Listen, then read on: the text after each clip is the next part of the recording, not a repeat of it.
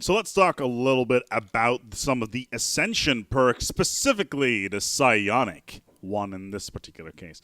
First of all, you will need a empire that has spiritualist as one of its core ethics. Now, you can start with this, but you can also gradually drift into the direction through the faction system.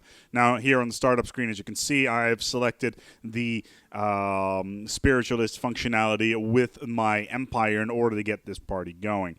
So, second of all, you have your perks. Now, what you kind of want to do here is you want to set up your empire to be able to take care of the unity requirements, but also the energy requirements that you're going to need in order to access the Shroud later on.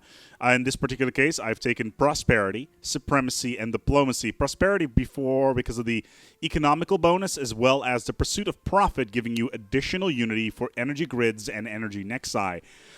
Supremacy for the Great Game, as it gives a 10% bonus to each neighboring rival. That is a rival that you border with directly, and you also have any sort of border disputes with. As then finally, diplomacy, because the Federal Unity modifier giving you a 5% additional ethics, or unity even, per Federation member. Then we start to kick things off with Mind over Matter, and this is going to kickstart the event chain. You can only start picking this once you have the requirements for this particular Ascendancy perk, and I believe it is once you have 3 perks. Basically, once you pick this, everybody in your empire will become a latent psionic, and your leaders will get several bonuses as well. After this, ye will be able to pick Transcendence, which is the next Ascendancy perk. Of course, you'll have to forgo some of the other Ascendancy perks because Transcendence will pick up one of the slots. All of your pops in your empire will now become psionic. Every single one of them will have a science output increased by 5%. This is both for society, engineering, and physics. Happiness and energy production will also be up by 5%. So overall, Transcendence is a very, very powerful trait to have.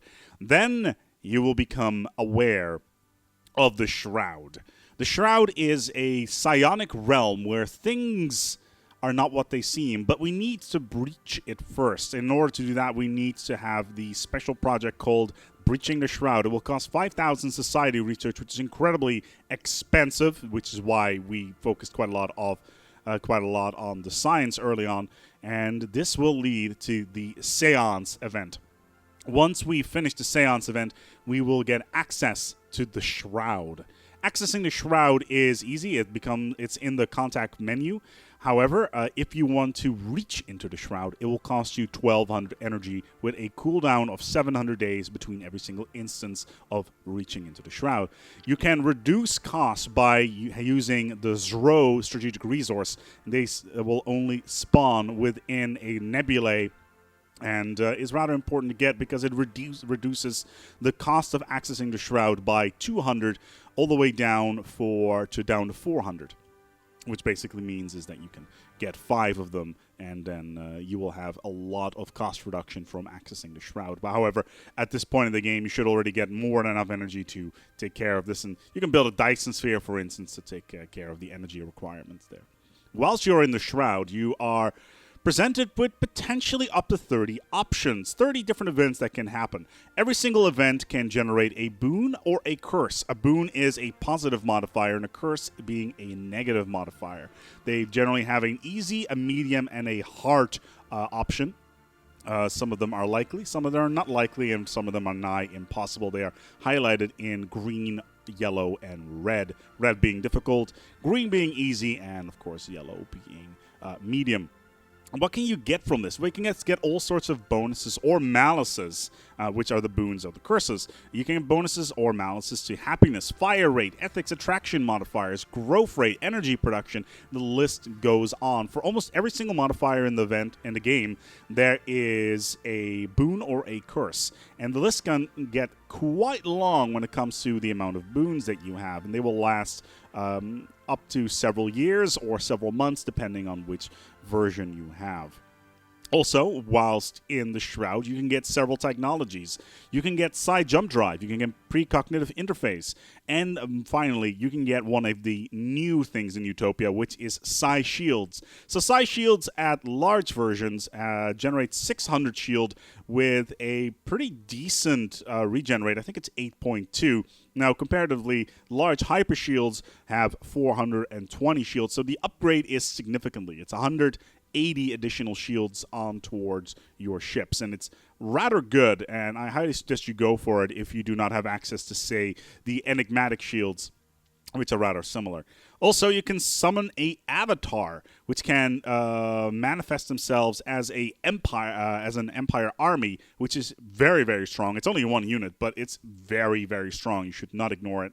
And yeah, it's just super powerful to get it. You can also get a Shroud avatar, which is a extremely powerful ship that you can add to your fleet. Now, you do need to remember that it comes with a psionic jump drive, which means that unless your own fleet has psionic jump drive, you won't be able to merge them together into one blob. So you kind of want to watch out for it. It's very similar to the Dreadnought. It's about 2 to 3 times as strong, and the amount of shields on it are rather ridiculous. And the damage that it does while point-blank range, with only a range of about 80 to 90, it does have psionic attacks, which can do from 300 to 700 damage, and he's got 4 of those on his ship. So the damage output is staggering for the Shroud avatar.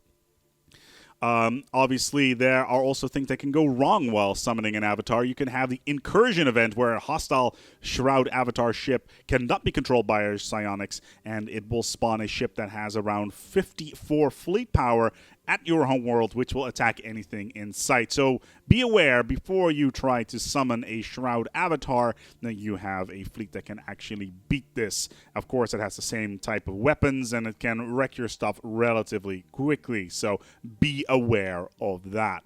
Another thing that can happen is, for instance, you can listen in on a fallen empire and steal their technology. Now, there's a bunch of fluff text that basically describes that the Fallen Empire is planning to curb the development of the smaller empires around them, but it's all fluff. But yeah, that is a thing. And basically, you can get any technology that is more advanced than yours. If it will go wrong, however, you will get a diplomatic hit with the Fallen Empire as you were spying on them, basically, and prepare to go to war, basically. So be really careful with incursion into the mind of the Fallen Empire, so to speak.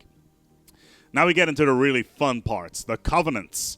So there are patrons in the void, voices, entities that can give you things.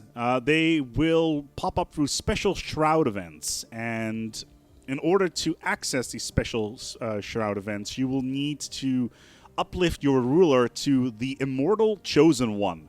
You can basically send any leader into this event, but generally it will be your leader, and they will become the Immortal Chosen One, which means that your empire will get a 20% ethics attraction, a +1 influence modifier, and +15% unity production, which is pretty crazy. Once you have your Immortal Chosen One, you can contact the patrons. And like I said, there's 4 of them. Well, technically there's 5, but let's start off with the main 4, as each of them has their own agenda. There is the Whispers in the Void. The Whispers in the Void will boost your research and influence by 15% if you generate a covenant with them. However, there is a bunch of negative stuff that can happen there, as one of your leaders can contract substance abuse. It can cause a leader to commit suicide. It can cause a planet to succumb to madness and anarchy, which is massive unrest. So every single plus here comes with a minus. Then there is the Composer of Strands. The Composer will give increased growth time and lifespan to your species, but it will mess with your species traits. So it can change the way your species functions, especially on the genetic level. Then there is the Eater of Worlds. The Eater of Worlds boosts your fire rate of your fleets by 15%, which is not negligible, and army morale is increased by 25%. However, it can eat a pop, multiple pops, or it can consume whole worlds. In all honesty, I don't think the Eater of Worlds is really worth your while. Finally, there is the Instrument of Desire. The Instrument of Desire is amazing. It will boost your energy and mineral production by 25%. However, it can also, after a period of 25 years, increase the desire for consumer goods or give your species deviant ethics. Basically, slavery becomes a thing that people will desire, which is kind of a problem. Consumer goods costs will go up significantly as well, so be ready to have enough minerals there. That's where the boost in energy and mineral comes from anyway. Finally, there is the fifth patron. The patron that called the End of the Cycle. Now, the End of the Cycle has been alluded to by the developers in various dev notes, etc., etc. And the End of the Cycle does some pretty cool stuff. Yeah, let's talk about the End of the Cycle. So, welcome to the most insane event in the game, and that can spawn what I am considering the fourth crisis event in the game. The End of the Cycle, you can form a covenant with it. It has some big red text saying that you should not form a covenant with the End of the Cycle. So are you still here? Good, let's form a covenant with the End of the Cycle. So for 50 long years, you will get 100% bonus to food output, mineral production, energy production, monthly unity, influence, research speed, and naval capacity. Basically, you will become an unstoppable juggernaut. However, all your planets will now be marked with being Shroud marks. And something very bad is going to happen to these worlds, as the fluff text says. So after 50 years, the Reckoning happens. The Reckoning will take away 50,000 food, energy, minerals, influence, and unity. Basically, there is no subtraction code within the scripts of the game, so it actually says add minus. So basically, yeah, you get nuked from orbit by the End of Cycle. You get 1,000 energy and 1,000 minerals for your troubles, and your empire will fall, basically. All your planets will be shrouded. Every system and every planet will spawn a shroud entity. You will lose all your territory, your ships, and all of your wonders will become derelict. You will be given a planet called Exile with a few pops where you, in fact, can start over. A single massive entity will spawn that will represent the combined psionic power of your species and will start roaming the galaxy and become the fourth endgame crisis, and that will slowly but steadily consume all. And all you have to do is stop it. That wraps up the Psionic chain. Do have some fun with it. It is definitely one of the more interesting additions through the Utopia expansion. It is very complex. It adds a lot. It takes a lot of time to get the right things going through the Shroud, and especially with the amount of events involved, it can be a challenge. But the End of Cycle is the biggest mess up that you can do to your empire. Is it fun? Hell yeah, it is fun. But should you really do it? Should you inflict a galaxy with the psionic power of your species? I don't know. Maybe you should. Maybe you don't. The fluff text says you definitely shouldn't. But, yeah. I hope that this video was informative to you and that you had a lot of fun watching it. If you feel like subscribing, go right ahead. Of course, the dislike button is right there as well. And until next time, take good care of yourselves. And the End of the Cycle is waiting.